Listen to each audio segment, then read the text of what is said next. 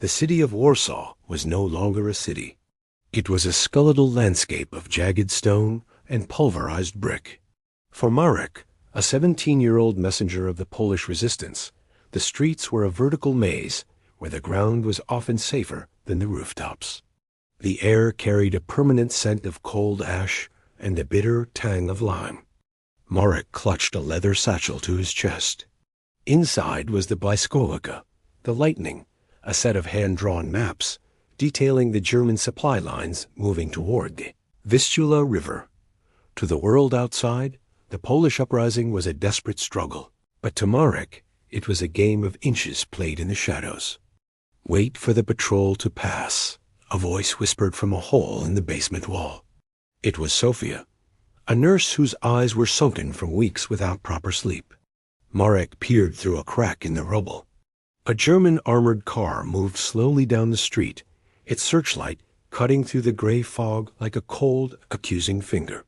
The rhythmic clack-clack of its engine was the only sound in the dead neighborhood. As soon as the light vanished around a corner, Marek moved. He didn't run, he glided. He had learned to walk on the balls of his feet, avoiding the loose glass and metal scraps that could betray his position. He slipped into the sewer system, the canals, where the darkness was absolute and the air was thick with the stench of waste. He navigated by touch, his fingers tracing the slimy bricks of the tunnel walls. Above him, he could hear the muffled thump-thump of artillery.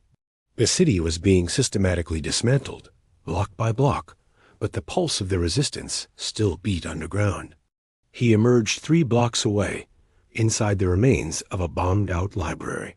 Thousands of charred books lay in piles, their pages fluttering in the wind like the wings of dead birds. He checked his surroundings. A sniper's nest was usually positioned in the clock tower nearby, but the fog was his ally tonight. Suddenly, a floorboard creaked behind him. Marek spun around, pulling a rusted kitchen knife, the only weapon he had. Out of the shadows stepped a man in a tattered coat, wearing a red and white armband. It was the contact. "The maps?" The man asked in a hoarse whisper. Marek handed over the satchel. The man checked the contents and nodded, his face illuminated for a second by the glow of a distant fire. "This will give the boys in the old town a fighting chance. Get back to the cellar, kid. The Germans are tightening the ring." Marek didn't leave immediately. He looked up through the collapsed roof at the stars. They were the only things the war hadn't touched.